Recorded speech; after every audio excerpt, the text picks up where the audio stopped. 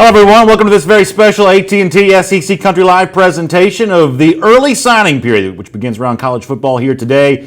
Big news all across the Southeastern Conference. We'll continue to cover that for you at SECCountry.com, but hope you can stick with us for the next few minutes as Emory Jones, the four-star quarterback from Heard County, Georgia, is going to make his college decision official. He'll sign his letter of intent, and he'll become the quarterback of the future for one of three schools. Ohio State, the school that he's currently committed, although there has been plenty of talk of a flip from Jones from Ohio State, maybe to Alabama, maybe to the Florida Gators. Florida, a program that's gotten involved here really in the last couple of weeks on the heels of Dan Mullen being hired as Gators coach. Florida's made a strong push towards Emory Jones. They would be thought to be the clubhouse leader for Jones here today. There's also some thought that Florida State could be involved also. The story on this and the timeline of how we get to Emory Jones, who will make his decision at a ceremony in Atlanta, Georgia, at a sports bar in the shadow of SunTrust Park, which is where the Atlanta Braves play its games. It's a development outside of SunTrust Park. That's where Emory Jones will make his decision.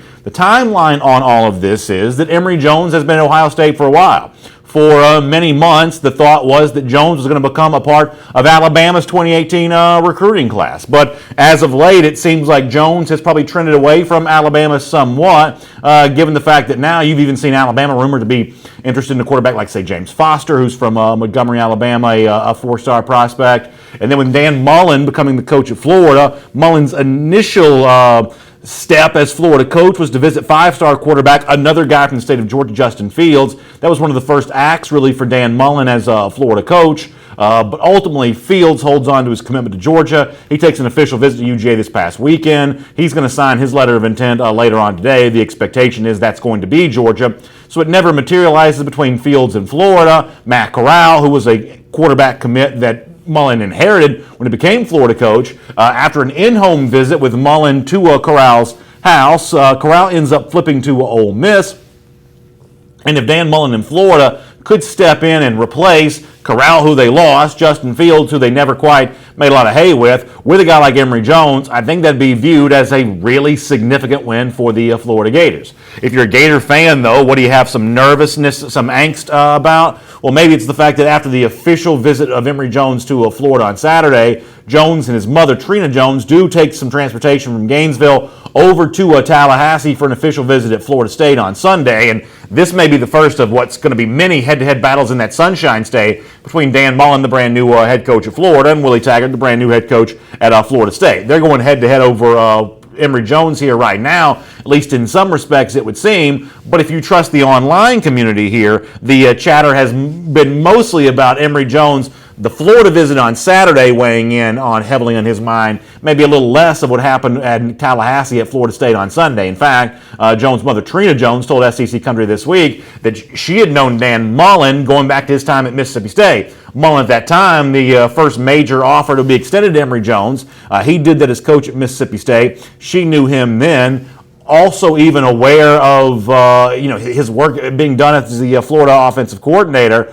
So she's very well aware of Dan Mullen's situation here, and she told SEC Country that she'd have no problem if her son truly did want to choose the Florida Gators. You see there on your screen the situation. It's a sports bar called Sport and Social. As I said, it is next door really to SunTrust Park where the Atlanta Braves play their home games. It's kind of a brand new real estate development in the city of Atlanta.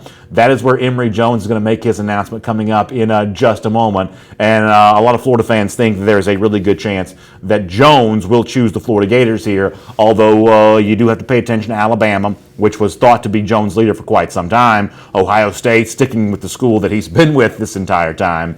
Maybe Florida State. Those are really the schools that we're watching here when it comes to Emory Jones. And when he makes his announcement, we'll carry it for you live here on SEC Country. I'll also take a moment to remind you to make sure, whatever your favorite SEC team is, make sure you check out our coverage at SECCountry.com all day today and really throughout the week. Early signing period actually goes for 3 days. It's kind of funny how in the SEC it's been a very front-loaded event, but early signing period is actually a 3-day event overall. In fact, one of the schools, Auburn, is probably using the 3 days, maybe more so than most of the rest of the SEC. I guess LSU's in that same boat as well. LSU will wait until Friday on Terrace Marshall, the wide receiver. that it hopes to bring in. Florida's going to wait, or I should say Auburn's going to wait until Friday for Quindarius Monday to make it official. But a lot of this happening on Wednesday, including big news here for the Georgia Bulldogs. The nation's #1 running back who committed to Georgia back on June 27th, Zamir White, has made that official with a letter of intent here. Zamir will now be a member of Georgia's 2018 class, joining James Cook, the 4-star running back, who also signed with Georgia earlier today, giving Georgia the nation's #1 and #3 running backs for the class of 2018. That becoming official with Zamir White a moment ago. We'll cover all this for you this afternoon on AT&T SEC Country Live, coming up at 3 p.m. Eastern Time today on the SEC Country Facebook page. I will be there along with my partner Mike Johnson, the former Alabama All-American. We will break down everything that happens, including a lot of reaction to what Emory Jones chooses, as we'll carry that announcement for you here just in a moment. While we're waiting on Emory Jones, though, to make his announcement official, let's get ready to take some comments here. Corey Stewart says, you not look that good to stand out. Bama, so cross off Florida. They're going to have 4 more struggle years.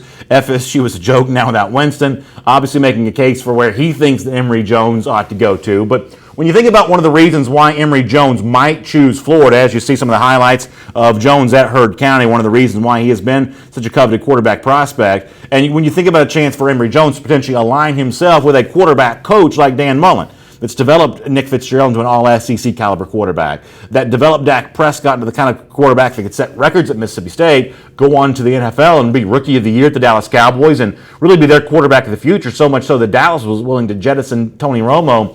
That's potentially the marriage that would be pretty attractive to Emory Jones. As for why he would have considered Alabama in the first place, I mean, there'd be some debate on that.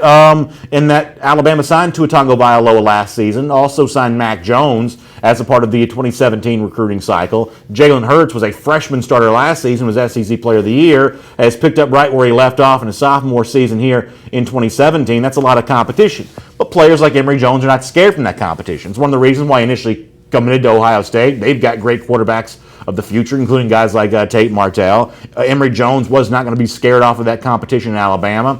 That's one of the reasons why he considered that. But maybe the extra love and attention that Florida has kind of brought in here as of late, one of the reasons why you've heard Florida kind of mentioned here. But obviously a lot of Alabama fans still think they have a shot, and a lot of that is probably with good reason. Buckeyes fans may be watching in on this a little bit too, and Florida State fans may be hoping for the best on this also. Alfonso Butler says that he needs to go to Alabama. We'll see if that's indeed what he does there. Nick Howard, of course, reminding us about Dak Prescott, the Mississippi State quarterback, that may be, to a certain degree, the blueprint that Emory Jones himself looks at as a guy that can develop the same kind of skill set and have the same kind of success at Florida that obviously Dak Prescott enjoyed at Mississippi State, was able to take with him to the NFL. Brandon McShay in the comment section says it wouldn't make sense if Jones goes to Ohio State or Alabama unless he likes to ride the bench. But here's the thing, though. These players don't really view that way. I mean, elite players don't think they're going to ride the bench. Elite players believe they have every ability to win a job and take it from someone. The one thing we've seen from Nick Saban in Alabama is his own willingness to have open competitions. I think that did go on this past spring and summer to a degree with Tua Tagovailoa and Jalen Hurts, the 2 elite quarterbacks currently in the Alabama roster. I think that Emory Jones would be given his chance to impress when he arrived at Tuscaloosa, where he signed with the Alabama Crimson Tide. Is it likely that he would beat out Hurts? Is it likely that he would beat out Tua Tagovailoa, who in brief moments when he's had a chance to play this season has looked pretty impressive? It's probably not likely that would happen, but guys like Emory Jones, who have that kind of athletic ability, don't really think in those kinds of terms. They think in terms of what's possible, not in terms of what's likely. Anthony Fitzpatrick says that Emory Jones could be the difference maker at Florida. And I think that to a degree that probably is true, that his potential of making a big difference for the Gators, I think, is probably significant. Remember, this is a program that, suffered the injury with Luke Del Rio, that's not quite sure what it has right now in Felipe Franks. Misses out on Matt Corral. In terms of quarterback of the future, there's also some concern about who the quarterback of the present would be. Emory Jones, were he to go to Florida, would add more than just sort of a tangible on-field benefit for the Gators. There's also sort of an intangible lift of morale that a guy like this for Florida to sort of rally around and build around, I think he would potentially provide. It's also fair to point out here that if Jones becomes a part of Florida's class, not the only playmaker that Florida would be bringing in here for its 2018 class. You think about Dameon Pierce, the 4-star running back from Bainbridge, Georgia, who's really probably right now the centerpiece offensive recruit. recruit. And yes, Florida did lose a couple wide receivers. So you saw Jamar Chase, a one-time Florida commit. He's decommitted from the Gators. Odds are he's probably going to TCU. Jacob Copeland from Pensacola, one-time Florida commit. He's decommitted from the Gators. He has visited a few places here, been thought to be trending towards Alabama, takes an official visit to Tennessee this past weekend, could still come back to Florida, but he may be on the move here. Florida does add the wide receiver Van Jefferson as a transfer from Ole Miss. That's the kind of guy that I think is an all-SEC caliber wide receiver potentially. He'll have to petition the SEC and the NCAA to be eligible here in 2018. Otherwise, he'd have to sit out. But adding Jefferson to Florida, also a big-time addition, and now Gators fans will cross their fingers and wait to see if they get good news here on Emory Jones, who will also be considering Florida State, be considering Alabama, be considering Ohio State. We'll hear his announcement in a moment. Florida fans certainly had their angst and fingers crossed when Jones took his official visit to Florida State on Sunday. We know from reports at SECCountry.com that Florida tried to get Jones not to go to Florida State, not to take that official visit, but that was already a planned visit and something that he wanted to see for himself what's going on there at Tallahassee. Obviously, Florida State also in a bit of a turmoil here, given the fact that Jimbo Fisher leaves that program, goes to Texas A&M, the injury to DeAndre Francois this year, the inability to acquire Justin Fields, the five-star from Kennesaw, Georgia, that Florida State put a lot of effort towards.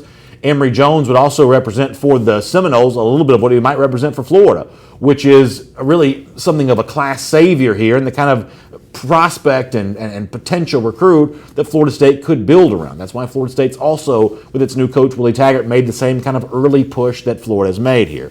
We'll jump in for some more comments. Rhonda Alexander says it's going to be FSU. I don't know about that. We'll have to see what's going to happen when it goes down. Paul Hartley says it could be FSU. We will see about that as well. Art Pressure Washing waiting for the news to come in.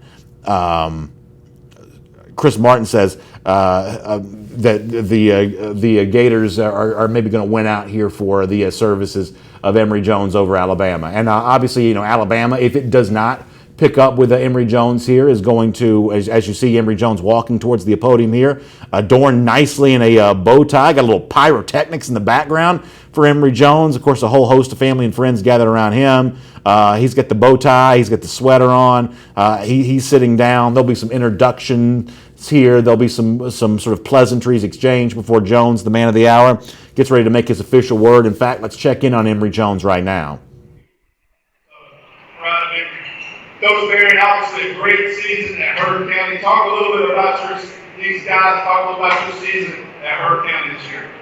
We got off the season where we made it to the semis and we got beat by April.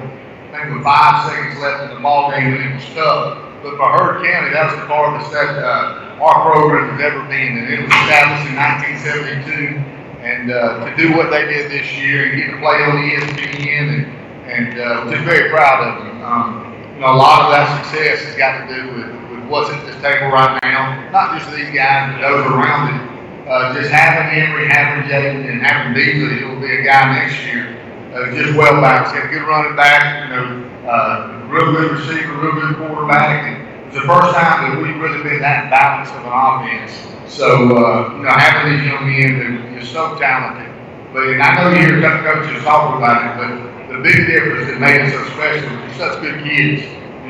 We've been blessed over the years to have some good ones come through, but to have kids that are talented, that work hard in the weight room, but also, do well in the classroom and those things. That's enjoyable as a coach. It makes Friday nights fun, and obviously, to do what we did season-wise, these young men right now are a big part of it. Let's talk about a young man to your right, Jaden Moore. He will not make his college decision today. As always, talk about what it was like to coach him and what makes him special. Just true competitors.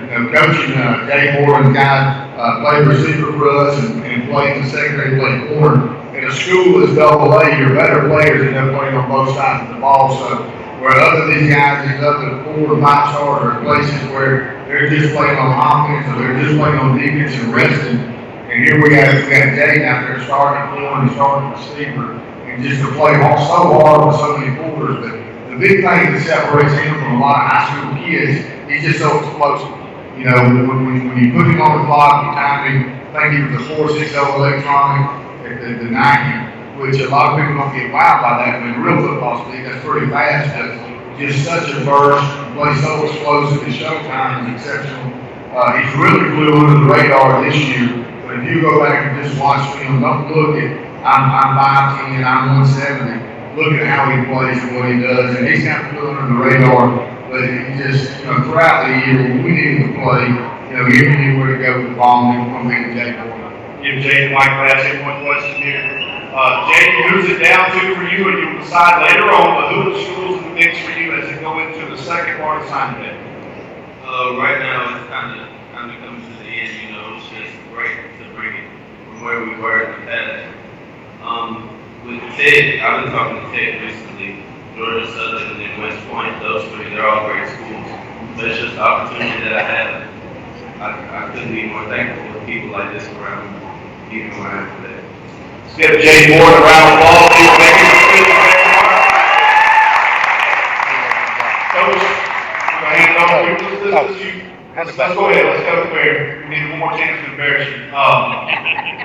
Coach, I'm going to tell this real quick story because I went to see Roquan Smith play down in Hurt County, and everybody was stargazing at Roquan Smith, and you come up, put your arm around and said, just take a look at my 14-year-old quarterback, and turn around and walk off. I didn't realize this was a 14-year-old quarterback that night as a freshman. Talk about what it was like to coach Emory Jones and what somebody going to get in him on the next level. Again, it goes back, everybody that's going to sign and play quarterback at this next level, in the SEC, ACC, wherever it may be, they're all special. What's special for me is Emory, seeing him grow and progress and take the time to do all the things he did away from us, with Quincy and those guys. It didn't just happen in the weight room. It didn't just happen by what we did at Hurt County. It was the people that were in his life. The list, I'm sure, is huge. But he was just a sponge of knowledge for those guys, a sponge of knowledge for our coaching staff, and see him grow mentally over the past 2 or 3 years has been special. We always knew that he was a special elite guy as an athlete. We always knew he threw a pretty ball. But those intangibles that separate a good quarterback from a great quarterback, to see that part of his game develop and mature over these past couple of years.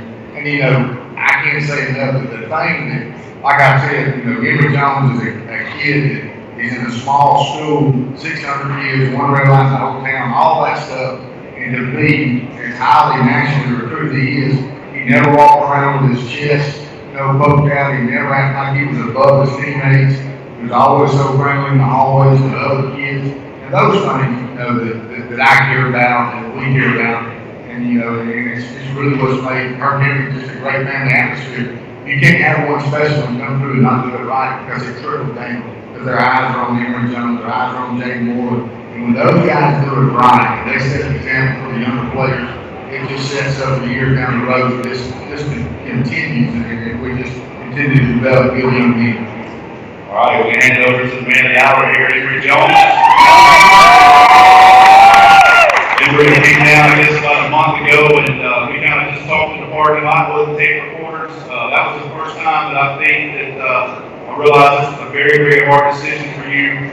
Tell us what it's been like the last month, and even the last, my mom said, the last hour for you. Tell us what that's been like. The last months, they've been kind of hectic for me.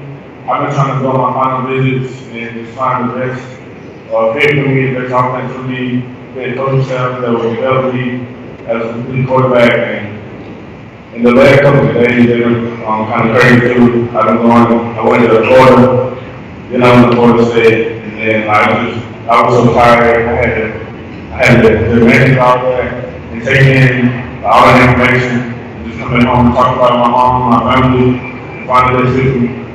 How much did your phone ring the last 2 days?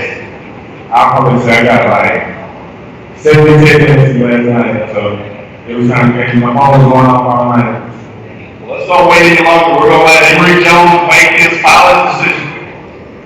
Well, first of all, I want to thank God for all this. I want to thank everybody for coming out. I want to thank the community of Hurt County for coming out and always supporting me and sticking with me. All my family here, and now I just want to say, for the next 3 to 4 years, I was still my coach career.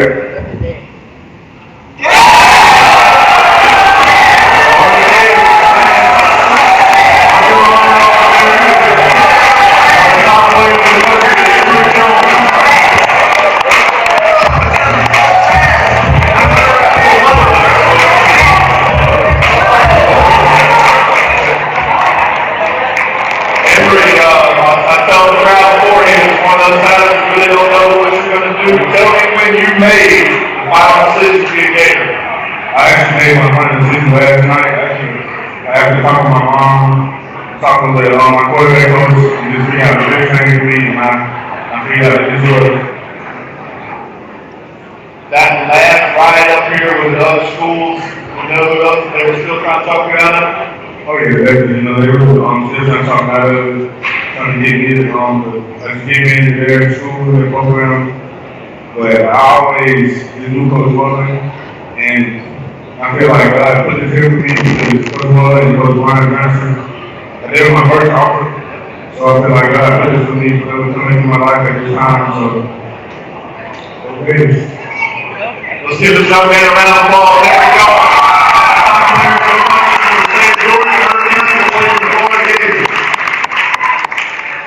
They're going to exit down right. So Florida obviously gets a big quarterback here with four-star Emory Jones, who makes his decision here in Atlanta, Georgia today. Obviously a star at Heard County High School, and his coach Tim Barron making some words of introduction there, giving the microphone over to Jones, who made it official. And as is the case so many times, maybe a bit of a tip-off with the attire for Emory Jones. Underneath the sweater, you saw the blue shirt, which obviously matched very closely the Florida hat that Emory Jones would put on. Not a lot of subterfuge, though, in terms of the overall announcement. You didn't see a multitude of hats on the table. You didn't see a lot of swerves or switches. You saw a pretty straightforward announcement that Emory Jones wants to spend the next 3 to 4 years of his life with the Florida Gators. And this is one of those decisions that seem to be trending here for a while coming off of Saturday. And a lot of times it's a big tell when you see a guy on another campus, and yet it's still the conversation from the previous campus that seems to be owning the day on the internet. That was the case when it comes to Emory Jones, who does choose Florida. Make sure you follow Zach Alberverdi and our team at SECCountry.com for more on what goes down with Emory Jones here with his decision to become part of the Florida Gators 2018 class. Who will join him? SECCountry.com's got all your coverage of that. We'll also see at 3 p.m. Eastern Time today for AT&T SEC Country Live with more reaction to Jones choosing Florida and everybody else that finds a home in the SEC here as early signing period begins today. Thanks for being with us on this special presentation of AT&T SEC Country Live. Enjoy the early signing period and keep it right here for SECCountry.com for a whole lot more.